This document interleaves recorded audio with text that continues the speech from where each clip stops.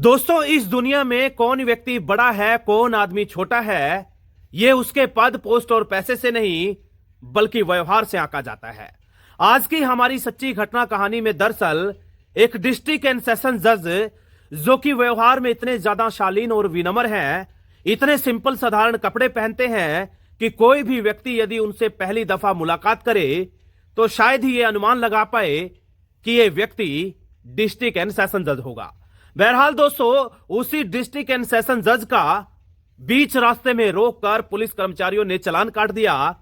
और दोस्तों, पूरी घटना कहानी में क्या कुछ हुआ जानने के लिए बिना स्किप करे इस वीडियो घटना को अंत तक जरूर देखिएगा। लेकिन उससे पहले मेरी आप लोगों से हाथ जोड़कर अपील, हमारे इस YouTube चैनल पर पहली दफा विजिट किया है तो सब्सक्राइब कर लें। और दोस्तों, यदि हमारी इस YouTube फैमिली का पुराना हिस्सा है तो गुजारिश करूंगा और लोगों तक भी इस सच्ची घटना कहानी को जरूर साझा करिएगा। दोस्तों, उत्तर प्रदेश का जाना पहचाना शहर है अलीगढ़।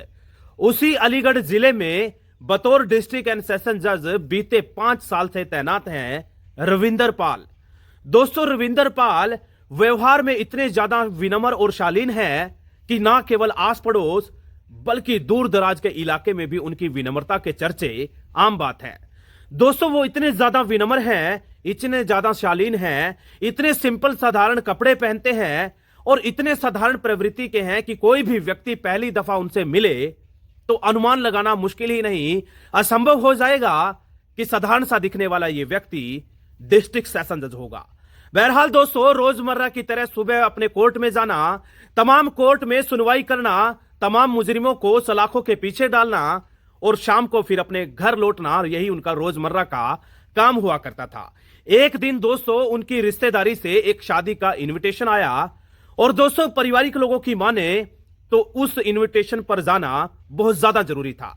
इसलिए उसी दिन तारीख को जज साहब ने जल्दी जल्दी अपनी कोर्ट का काम निपटा दिया और काम निपटाने के बाद सीधा पहुंच चुके थे घर, ताकि पारिवारिक लोगों को साथ लेकर उस इनविटेशन में शिरकत कर सके। बहरहाल दोस्तों, पूरी घटना कहानी में जज साहब का ड्राइवर ने गाड़ी तैयार कर दी। गाड़ी में जज साहब बैठकर चल दिए, लेकिन कुछ ही दूर चले थे कि जज साहब की गाड़ी अचानक से खराब हो गई थी। दोस्तों, जैसे ही गाड़ी खराब हुई तो जज साहब ने ड्राइवर को बोला कि भैया, इसको जल्दी या तो ठीक कर दो और या फिर दूसरी गाड़ी का बंदोबस्त कर लो, क्योंकि किसी भी कीमत पर मुझे इस रिसेप्शन का हिस्सा बनना है। दोस्तों, बस फिर क्या था, ड्राइवर ने अपने ही कोर्ट के एक अन्य कर्मचारी को फोन कॉल करके दूसरी गाड़ी का बंदोबस्त कर लिया और जैसे ही गाड़ी आई, जज साहब और उनके तमाम पारिवारिक लोग उसमें बैठकर चल दिए। लेकिन दोस्तों, अब उस अन्य गाड़ी में बैठकर जज साहब को कोई आसानी से पहचान नहीं सकता था, क्योंकि गाड़ी के ऊपर ना तो कोई स्टिकर था, ना ही कोई बत्ती लगी हुई थी, ना ही कोई झंडी लगी हुई थी। जैसे ही बीच रास्ते में चौकी आई तो दोस्तों, ड्राइवर बोलता है कि जज साहब, आगे पुलिस चेकिंग चल रही है। जज साहब कहते हैं कि तुम किसी को भी मत बताना कि मैं एक बड़ा जज हूं। आज देखते हैं चौकी वाले भला क्या करते हैं। दोस्तों, चौकी पर तैनात कर्मचारियों ने गाड़ी को देखते ही डंडे से रुकने का इशारा किया और दोस्तों, जब तक ड्राइवर नीचे उतर पाता उससे पहले ही बेहुदा तंज की बरसात कर दी गई, यानी कि ऐसे ऐसे सवाल दाग दिए गए जिनके सवालों के जवाब शायद ड्राइवर के पास होंगे ही नहीं। कर्मचारी बोलता है कि कहां दौड़े जा रहे हो, कहीं बारात में जाना है क्या, नीचे उतरो, कागज दिखाओ। दोस्तों, जब कागज की बात आई तो ड्राइवर बोलता है कि साहब जी, मेरे पास सारे कागज हैं जरूर, लेकिन मैं घर भूल गया हूं। यह गाड़ी चोरी की नहीं है, मेरी है, आप चाहे तो ऑनलाइन देख सकते हैं।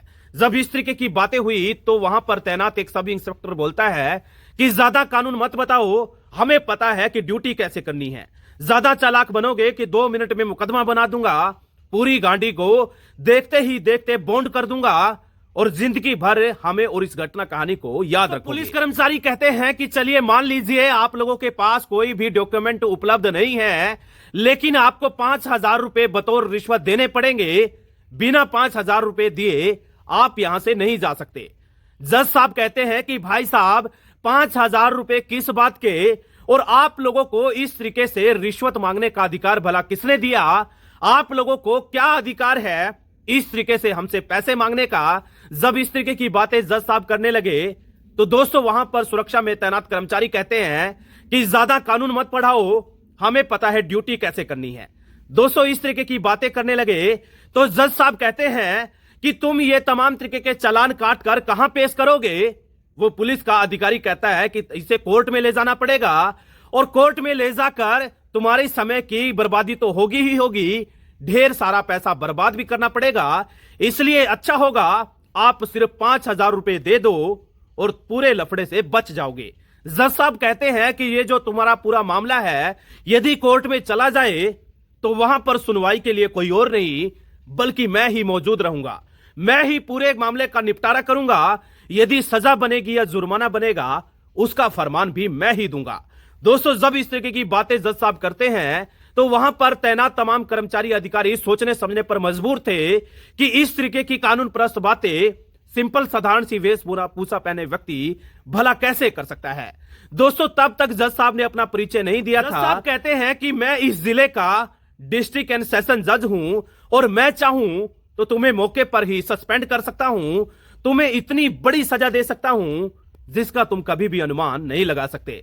दोस्तों ये मामला, ये घटना कहानी सुनने के बाद तमाम कर्मचारी अधिकारी हाथ जोड़कर माफी की भीख मांगने लगे और कहने लगे कि जज साहब हमसे बहुत बड़ी गलती हो गई, आइंदा ऐसी गलती नहीं होगी।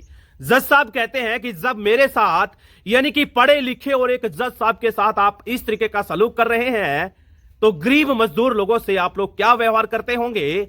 गरीब मजदूर और लाचार बेबस लोग इसी तरीके के वर्दीधारी लोगों से भला क्या उम्मीद करेंगे, क्या उपेक्षा करेंगे।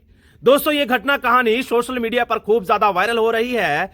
जगह जगह लोगों की लगातार प्रतिक्रियाएं आ रही हैं कि यदि हर जगह इसी तरीके के जज साहब तैनात किए जाएं तो देश दुनिया में पुलिस कर्मचारियों की जो छवि है वो निश्चित तौर पर बदल जाएगी। दोस्तों ये थी आज की हमारी घटना और कहानी, आप लोगों को कैसी लगी जरूर बताइएगा।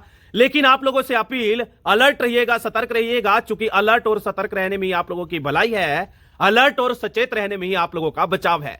मुझे दीजिएगा इजाजत, फिर हाजिर होऊंगा इसी तरीके के एक और क्राइम एपिसोड के साथ। तब तक अपना ध्यान रखिएगा, बहुत सारा अपना ख्याल रखिएगा।